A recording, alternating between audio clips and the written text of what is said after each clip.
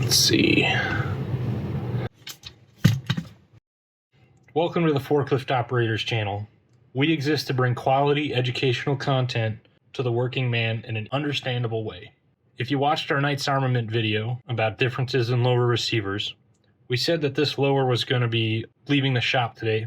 It's actually leaving tomorrow. So since we've got some time, we're going to do a quick lower maintenance video. Whenever I sit down to do some maintenance on a lower receiver, it better be for a good reason. Usually, I don't mess with lowers unless something goes wrong with the gun. In this case, there's nothing wrong with the lower. We're just gonna get it as clean as we can for the nice guy whose lower it will be. Usually start giving it a once-over, seeing if there's any glaring problems. There's some scuffs on the stock, we can see that. No big deal. Trigger group's a little bit dirty. That's easily cleaned up. Stock hardware works correctly. That's cool. So now we've checked that out, we'll just go ahead and take that off. We can look at the buffer tube again. No rust, regular wear. Nice little drain holes right there, isn't that cool? Another one at the back. Nifty. A2 castle nut from Knights isn't staked, so we don't have to check that. We can do a little twist test. Nothing rattles, it shouldn't, so that's fine. QD cups or other socket hardware, whatever you got in the back plate, we'll check that. Again, for rust or deformation, anything out of the ordinary, this is fine. Again, this lower hasn't been used very much. And still in the buffer tube, we'll take the buffer and spring out. Grody. Look down in the buffer, probably hard to see on camera. There's nothing floating in there. You know, small animals, weed eater line or otherwise. No chewing or anything. Rear takedown pin, that's fine. Still got some oil in there, pulls pretty well. Front takedown pin, again, just because we're doing the pins, even though we're going back to front, reverse Garand thumb. Then we'll check the pistol grip. Doesn't wiggle, doesn't rattle, no big deal. Screw looks okay, it's not rusted or anything. Then we'll test the trigger. We're on safe, hammer's cocked, safety works. Trigger works. Resets, that works. Nice. Trigger safety, good to go. Then on the Knights, we got this extra magazine catch. It's a little orange, we'll put some oil on it. Otherwise, looks fine. No pitting, no rust or anything. Maybe it's the light, I don't know. Trigger's dirty, otherwise looks okay. We'll clean that up. And ooh, there we go. Let's see. Little bit of scratch in the aluminum right there. We'll touch that up. Again, we're not going to be dishonest and try to cover up the damage. We're still going to tell the customer what happened, but we do need to replenish that surface finish so that no further damage occurs. That's the point. So with that, we'll get started. Oh, I should mention, I don't have a gauge and I don't know how to check this. I shoot my guns enough that I pay attention to them, and when they start doing things that I don't want them to do, malfunctions, failure to feed, failure to lock back, then I start replacing parts, usually starting with the action spring. It's your usually shortest wear item and usually one of the least expensive. So for $5 or $10, you can get an action spring. Usually on a sale of some kind, you can get a pack of 5 for under $50. And when your gun starts doing weird things that aren't attributed to magazines, lube, or ammo, throw this puppy in the trash and replace it. Here we go. Non-chlorinated brake cleaner. No chlorine. Chlorine makes it rust. Little paper towel to pick up all the junk that's about to fall like rain. Last paper towel. Okay, great. Hose it, baby!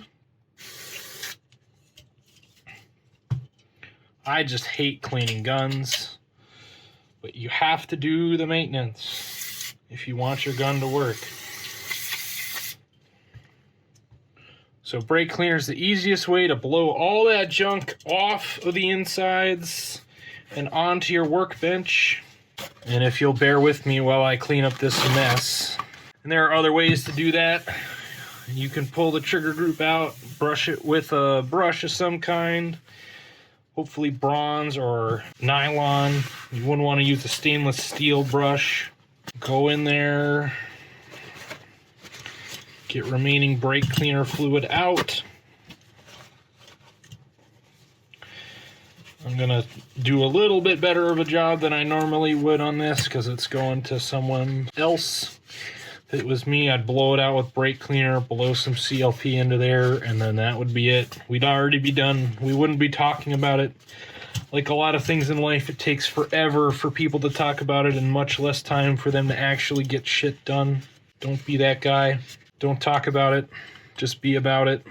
And with that, everything's nice and clean. But as you can see, it's dry. Dry AF.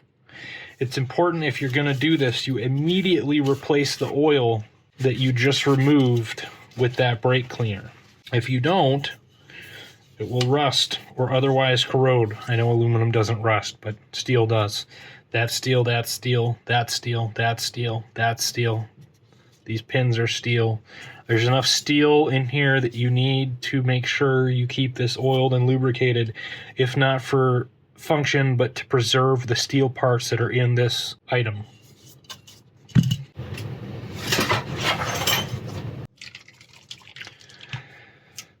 Typically, I would like to use Lucas Oil Blue for this, but since I can't really find that bottle right now, we're going to use my second favorite, Ran CLP from Viking Tactics. This is some fancy, whatever, vegetable-based oil.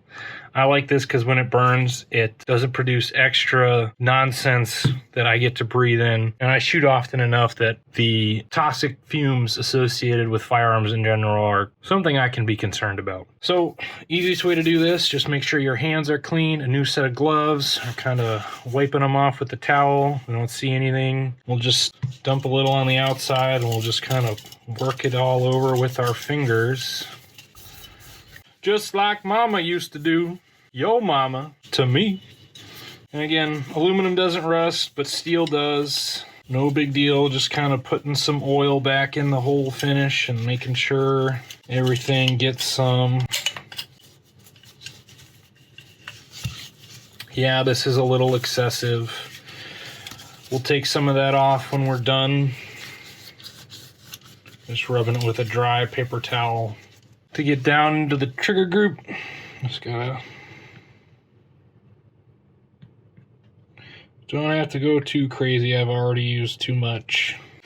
Just work it to anywhere that you see dry. And it's really easy to tell because it brings a shine back to the finish. For the buffer spring, it's easy to just run your hands around it a few times and that should get it all back. Some of these, I think the stock calls for a stainless steel spring, which is actually not very good spring material, except that it doesn't rust, theoretically. Some of the newer springs use some kind of carbon-based spring. Geisley uses a chrome silicon based or piano wire twisted. Doesn't matter, it's just important to know that it's not stainless, so you have to keep some oil on it. I use Damage Industry springs for a lot of my rifles because they're inexpensive. They have a little more sproing in them, a longer service life, and although they're steel, they're plated in a anti-corrosion coating or whatever. I haven't worn one out yet. I'm sure eventually I'll replace them. Back into the lower with the spring. Oil on the buffer there. Push that in there. That's in there good. You can use a different oil or a brush or whatever you want. Just make sure everything's got a little bit. Since I just said the word glove, now I'm thinking about it. If you're working on guns or anything that is dangerous, and by dangerous I mean toxic, you can wear gloves and it's okay. It's not less manly, it's just a good idea. There's lead, mercury, and other nonsense that you don't want to get in your pores in these items. And the easiest way to get heavy metal poisoning is to not wear gloves, get that deep in your pores, not use D-lead wipes, not use D-lead soap. Even that really good Gojo orange soap doesn't get it all out of your skin. And then when you eat with your hands, that dust, those particles go from your hands to the food into your face. And that's how you get heavy metal poisoning. So don't do that. So this is looking pretty good just like that. I'm going to change into clean gloves while we take some of the excess oil off this, and we'll be right back. We are pretty much done with everything that I do to maintain an AR-15 lower receiver. We took the used oil and junk out of there with some brake cleaner, put some new oil back in there to replenish the surface finish. We addressed the scratch here with some Aluma Black. This is type 3 anodizing, and Aluma Black is not that. As good as that's going to get, looks a little bit better. We're going to call this done. Thanks for watching, everybody.